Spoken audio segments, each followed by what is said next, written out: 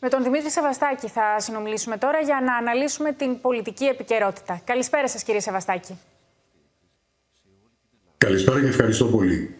Και εμείς ευχαριστούμε. Ελπίζω έχουμε πάλι επιστροφή, όπως και στην προηγούμενη μας συζήτηση. Ωραία, θα παρακαλέσουμε τους τεχνικούς μας για να φροντίσουν να επιλύσουν το θέμα, για να είναι και πιο εύκολη η επικοινωνία μας.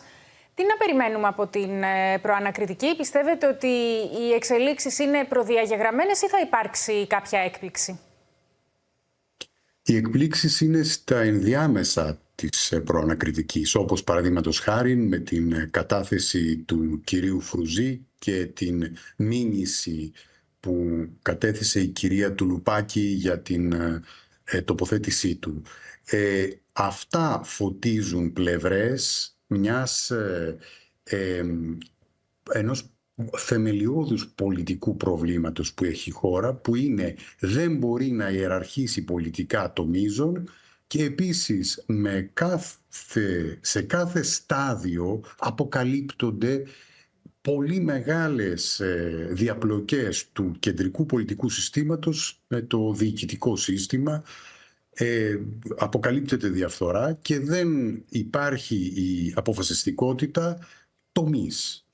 Για να μεταβάλεις το δημόσιο σύστημα πολιτικό και διοικητικό σε παραγωγικό χώρο, πρέπει να κάνεις κάποιες τομές. Όχι να τις επικαλείσαι πίσω από ψευδεπίγραφες αξιολογήσεις, αλλά η βαθύτερη αξιολόγηση είναι η τομή ηθικής. Αυτό δεν υπάρχει. Υπάρχουν αργοπορίες, απέραντες διαδικασίες, αναβολές και σε αυτό το υπόστρωμα υπάρχει η διχοτόμηση. Αν αρθρώνεται η διχοτόμηση, δεν είναι παραγωγικός τρόπος άρθρωσης πολιτικής πρότασης η διχοτόμηση. Πάνω σε ένα διχοτομικό επίπεδο δεν αρθρώνονται πολιτικές, αρθρώνονται επιθυμίες, αρθρώνεται θυμικό, δεν αρθρώνεται πολιτική. Και η Ελλάδα έχει ανάγκη πολιτικής. Διαβιβάστηκε η δικογραφία για τον ΟΠΚΠ στην Βουλή. Ένα σχόλιο σας και γι' αυτό?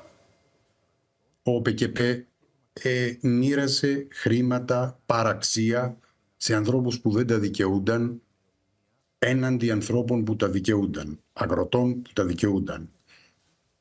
Είναι ένα σύστημα που απηχεί την διαφθορά, αλλά δεν την υποστασιοποιεί, δεν την κατασκευάζει τη διαφθορά. Ο ΟΠΚΠ θα τον αντικαταστήσουν με ένα άλλο μηχανισμό. Το βασικό είναι ότι από κάτω παίζονται φοβερές δικτυώσεις τοπικών, στελεχών, πολιτικών, πολιτευτών, που φτιάχνουν ένα πλέγμα που στο τέλος σφετερίζει το δημόσιο χρήμα.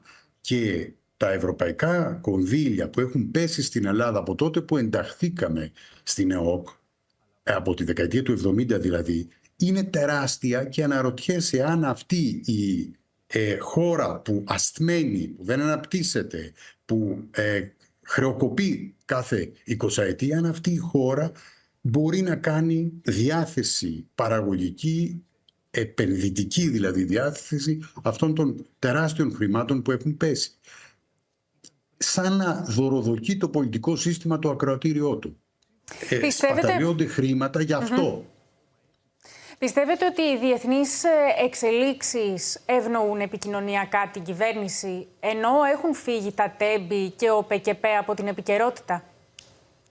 Θα υπάρχουν αυτά τα προβλήματα, γιατί είναι απολύτως θεμελιωμένη πεποίθηση, λαϊκή πεποίθηση, ότι υπάρχει διαφθορά.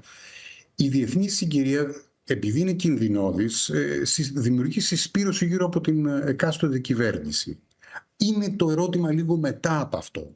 Ωραία, μπορεί να ευνοεί περιστασιακά την κυβέρνηση, δεν παντρεύεται το εκλογικό της κοινό, ούτε το δεσμεύει, όπως και η άλλη πλευρά, η αντιπολίτευση δεν δεσμεύει το εκλογικό της κοινό. Μην έχουμε καμιά ψευδέστηση, έχουμε ένα κοινό πολύ ρευστό και εύκολα αποσκυρτήσιμο, αλλά λέω ότι το ερώτημα είναι λίγο πιο πέρα από αυτό. Ποια είναι η θέση της χώρας, ποια είναι η διεθνής εγγραφή της χώρας? Εκεί υπάρχει ένα πολύ μεγάλο πρόβλημα. Η χώρα δεν έχει εφάνταστη εξωτερική πολιτική. δεν ράβει την εξωτερική της πολιτική με την αμυντική της πολιτική και δεν συνδέει την αμυντική της πολιτική με την παραγωγή της, με τη βιομηχανική της παραγωγή. Αυτά δηλαδή που κατόρθωσε τα τελευταία 25 χρόνια ο Ερντογάν, η Ελλάδα ούτε κατά διάνοια τα πλησιάζει.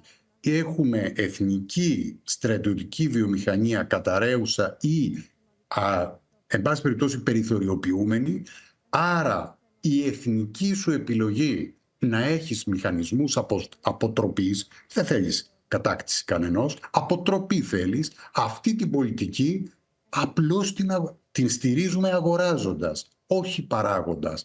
Επομένως, το ερώτημα είναι όχι στο αν ευνοεί η συγκυρία, ευνοεί ή δεν ευνοεί την κυβέρνηση ή την αντιπολίτευση η συγκυρία. Αυτά είναι περιστασιακά πράγματα, δεν ενδιαφέρουν τον κόσμο και κυρίως δεν έχουν καμία μακροσκοπική λειτουργία. Η χώρα χρειάζεται αυτή την ολική επαναφορά σε ένα τελείως άλλο μοντέλο. Δεν το έχει, δεν το υπερασπίζεται, δεν το επιδιώκει και δεν έχει και τα πολιτικά εργαλεία να το κερδίσει αυτό το άλλο μοντέλο. Ένα σχόλιο σας για την συμφωνία που υπέγραψε η Τουρκία με την Λιβύη για σεισμικές έρευνες στην νοτιοανατολική Μεσόγειο την ώρα που ο Κυριάκος Μητσοτάκης είχε σύντομο τέτα-τέτ με τον Ταγίπ Ερντογάν στην Χάγη στα πλαίσια της συνεδρίασης του ΝΑΤΟ. Το σύμφωνο είναι απάντηση στην Chevron και στις μεγάλες εταιρείες που δραστηριοποιούνται στο οικόπεδο. Είναι απαντήσεις και ανταπαντήσεις. Η Τουρκία έχει βρει τον ευάλωτο παράγοντα στην Μεσόγειο που είναι η διχασμένη, η πολυχασμένη Λιβύη. Μπορεί να την ελέγχει, χρηματοδοτεί, έχει στρατεύματα στη Λιβύη, επομένως έχει έναν βραχίωνα επιρροής και μπορεί επομένως, και έτσι θα το δούμε να προχωράει, η Ελλάδα ορθά στέλνει πλοία για συμβολικούς λόγους στην περιοχή.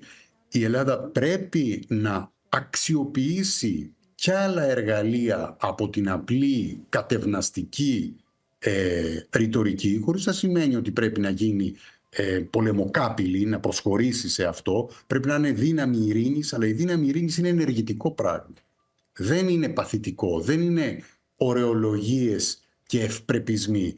Η πολιτική ειρήνης πρέπει να έχει φαντασία, να έχει επισκέψεις, να έχει σχέσεις, να χτίζει σχέσεις, μόνιμες σχέσεις, πολύπλευρες.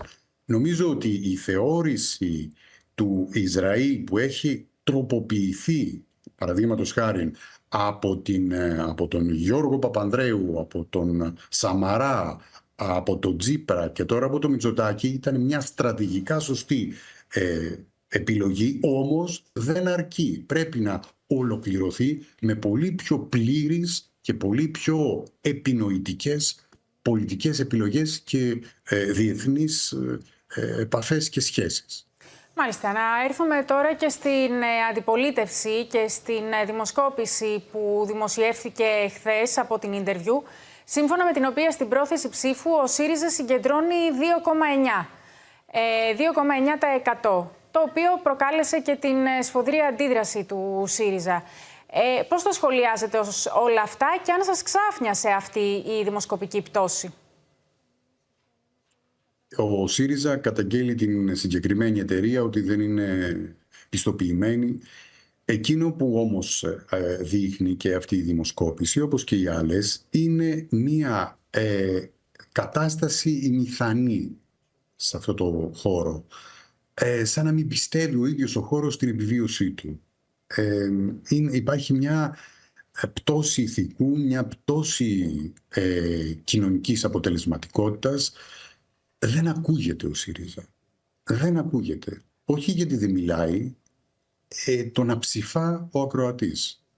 Αυτό είναι ένα πολύ μεγάλο πρόβλημα. Πιθανόν να έχει παίξει ρόλο και η ελπίδα έλευσης του Αλέξη του Τσίπρα και που θα μπορέσει ενδεχομένως και η πιθανότητα ή η ελπίδα να ανατάξει το χώρο. Συγχρόνως όμως ο Αλέξης Τσίπρας έχει φορτωθεί και πάρα πολλά πάθη από το αριστερό σκήνομα.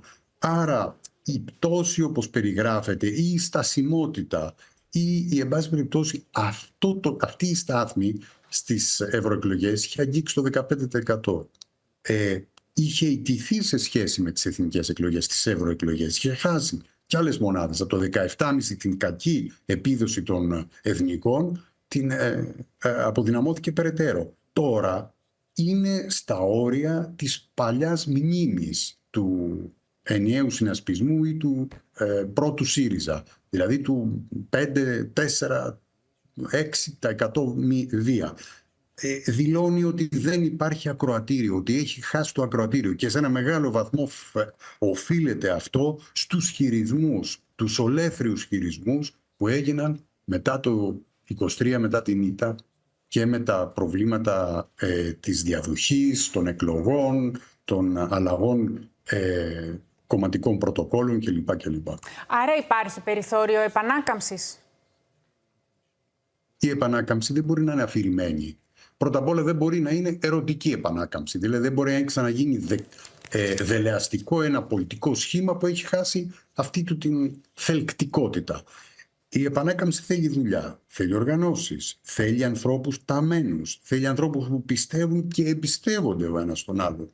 Αυτά είναι πολιτιστικές οι προϋποθέσεις για να υπάρξει επανάκαμψη. Επίσης θέλει συντεταγμένο λόγο. Δεν μπορείς να είσαι αυτός με τη ρομφαία που αλλάζει το μνημόνιο. Πρέπει να είσαι αυτός που εισηγείται λύση. Ας πούμε το μοντέλο Πασόκ, το οποίο επίσης δεν είναι έτσι, δεν μαγεύει, αλλά έχει συντεταγμένες, δουλεμένες θέσεις. Αυτό προς τα εκεί πρέπει να αναζητηθεί η λύση. Και επίσης να αποκτήσει ένα βάθος ο ενδοαντιπολιτευτικός διάλογος χωρίς να δουλεύει με όρους μετοπικούς ή με όρους αντιδεξιού κινήματος για τη δημιουργία της συσπυρώσης και γιατί είναι ξεπερασμένο τελείως μοντέλο πολιτικής αυτό. Κύριε Σεβαστάκη, να σας ευχαριστήσουμε.